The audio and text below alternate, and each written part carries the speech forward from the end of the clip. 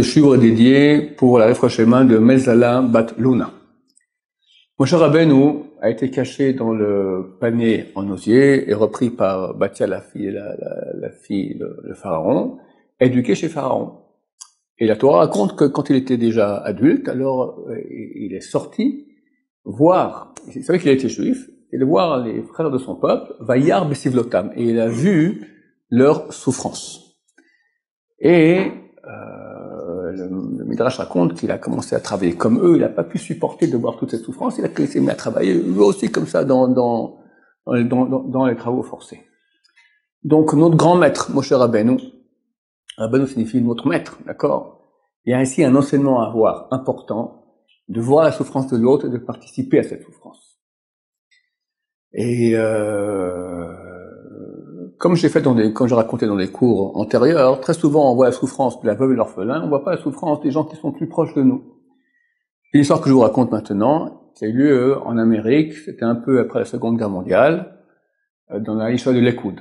Le grand Rosh Yeshiva là-bas, c'est le Rav Aaron Kotler, et un des grands mashgichim de l'époque, le surveillant spirituel, mais donc c'est celui qui donne beaucoup au niveau spirituel, le travail des midot, s'appelait Rav Bart Fogel, très très connu. Les deux Zichronam, Zechat Tzaddik et Bracha, les deux se sont décédés, mais très très grand homme. Et ils avaient à la Yeshiva de Lakewood un rescapé de la Shoah qui était le petit-fils du Chafetz Chaim. Ils étaient très honorés d'avoir chez eux un descendant de Chafetz Chaim. C'est un Avrer, donc un type marié, jeune, tout ça, avec quelques enfants, et étudié au collège de la Yeshiva.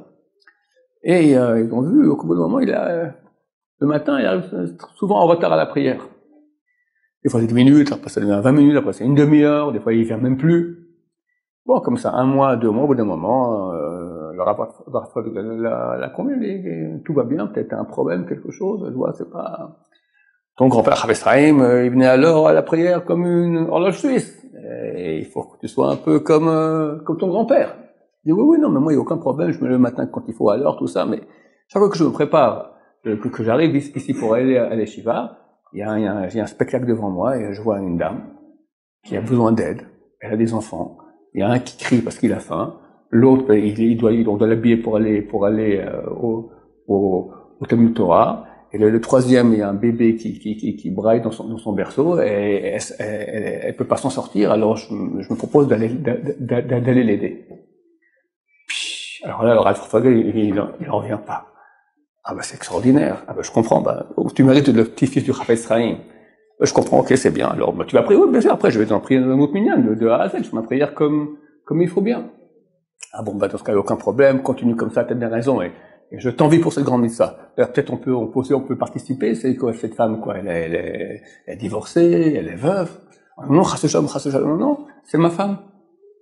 Tous les matins, avant de partir, je vois à quel point c'est difficile pour elle, alors je l'aide. C'est une très grande leçon de moussar pour eux et pour nous. Baruch Adonai, l'olam, amen, amen.